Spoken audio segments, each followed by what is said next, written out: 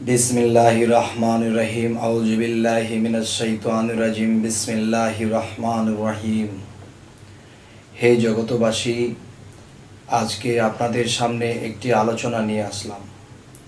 সেই আলোচনাটির প্রথম বোঝার জন্য যে বিষয়টি সেটি হলো মানুষ সাধনার কোন স্তরে গেলে সেই মানুষটির মুখে আল্লাহ কথা বলে। হে জগতবাসী, হে সমস্ত তরিকতের যত ব্যক্তিগণ আছেন এবং যারা নিয়ত করেছেন মুর্শিদ ধরবেন এবং যারা নিয়ত করেছেন মুর্শিদ ধরেছেন সাধন জগতে নামবেন, আমি তাদেরকে একটু আইডিয়া দেব ইনশাআল্লাহ।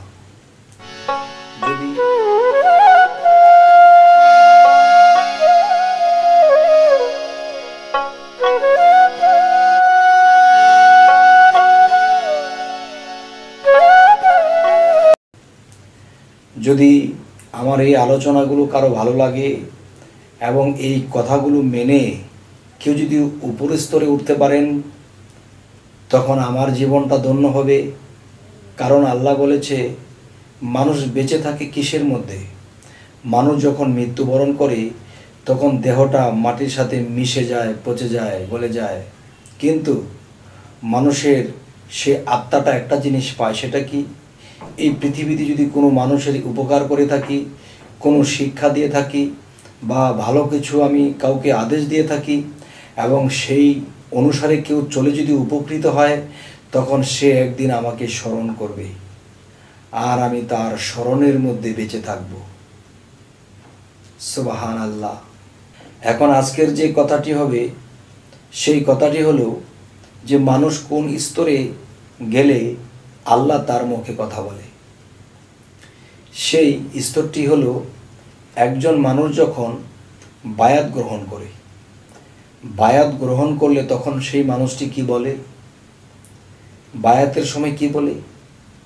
যে আমার যা কিছু আছে না আছে সমস্ত কিছু আমি আল্লাহর কাছে অর্পণ করিলাম সেই পীরের হাত ধরিয়া।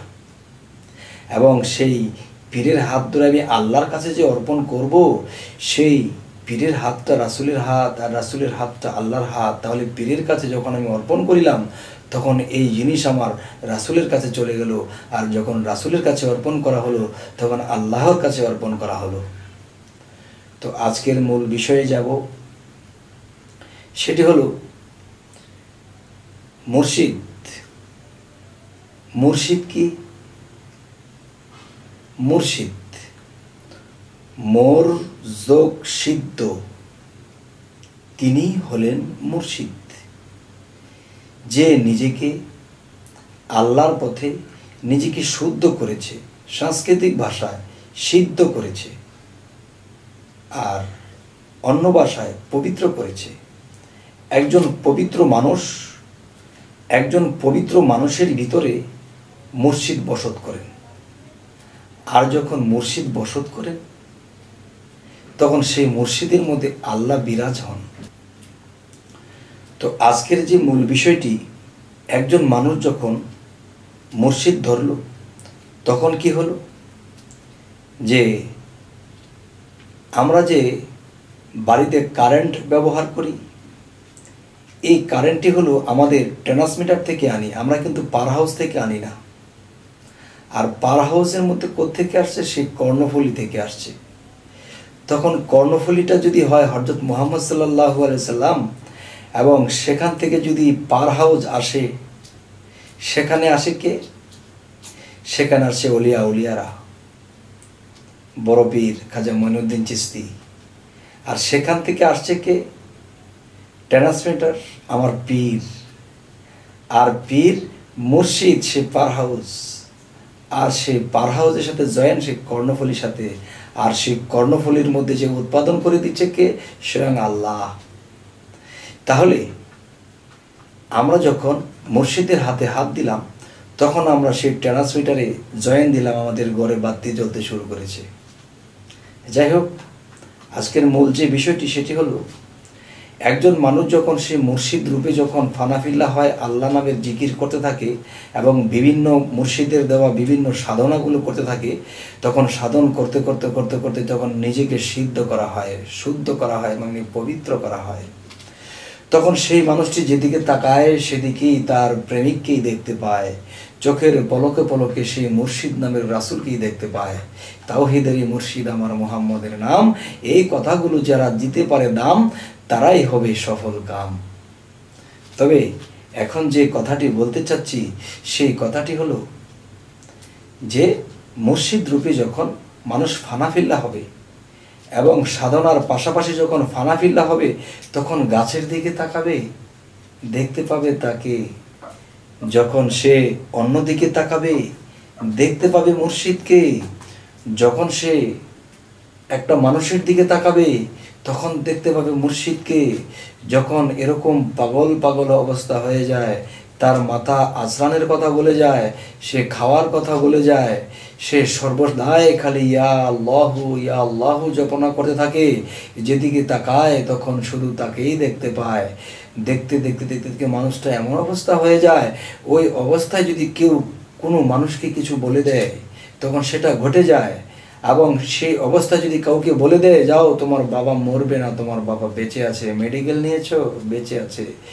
এবং দেখা যায় একজন ব্যক্তি এসে বলে যাচ্ছে যে বাবারে আমি তো এই বিপদগ্রস্ত, যাও তোমার বিপদ আর আসবে না, সেটা চলে গেছে। কিন্তু যা বলে দিচ্ছে তাই হচ্ছে।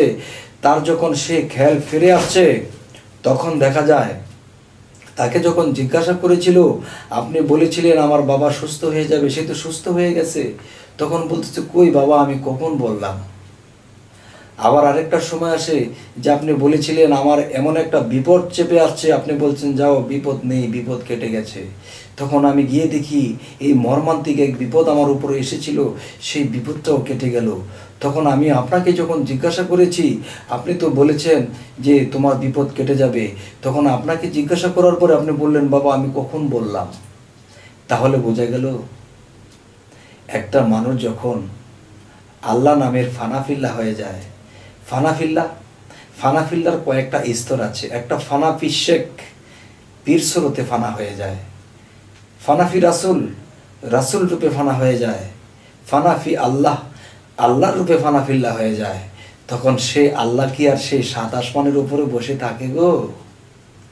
তখন সে আল্লাহ এই বান্দার ফানাফিল্লার ঢেউয়ের তালে তখন তার চোখের সামনে ভেসে ওঠে, কখনো তার সামনে ভেসে ওঠে, কখনো তার মধ্যে মিশে যায়, কখনো তার সামনে ভেসে ওঠে, কখনো নিজের মধ্যে মিশে যায়।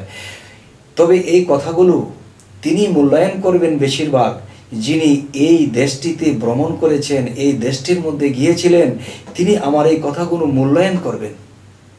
তবে হে বাবারা, হে ভক্তগণেরা, হে আশেকগণেরা, আমি সকলকে আমি অনুরোধ করে বলে যাই, যদি কেউ এরকম ফানাফিল্লার দেশে যেতে পারেন, অবশ্যই এই দৃশ্যগুলো দেখবেন এবং এটা ঘটে যাবে।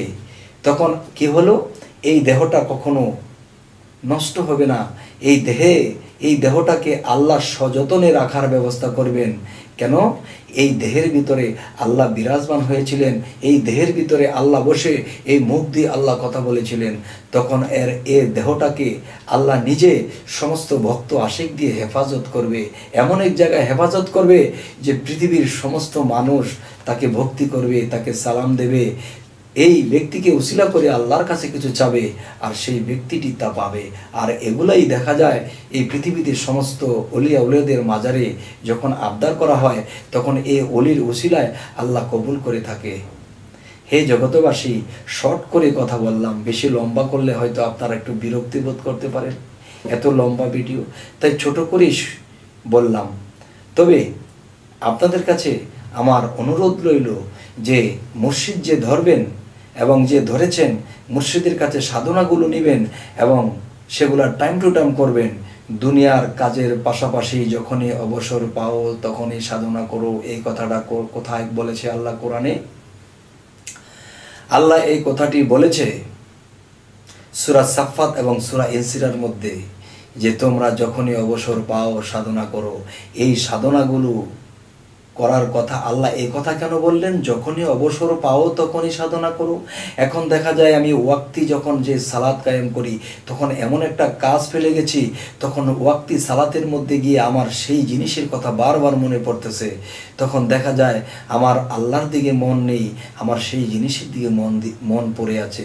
তখন আমার নামাজে আল্লাহর মেরাজ হয় না, সারা জীবন শুধু পড়েই গেলাম। এই জন্য আল্লাহ কোরআনে বলেছে, সূরা ইনসিরা এবং সূরা সাফফাতের মধ্যে বলেছে, তোমরা যখনই অবসর পাও সাধনা করো।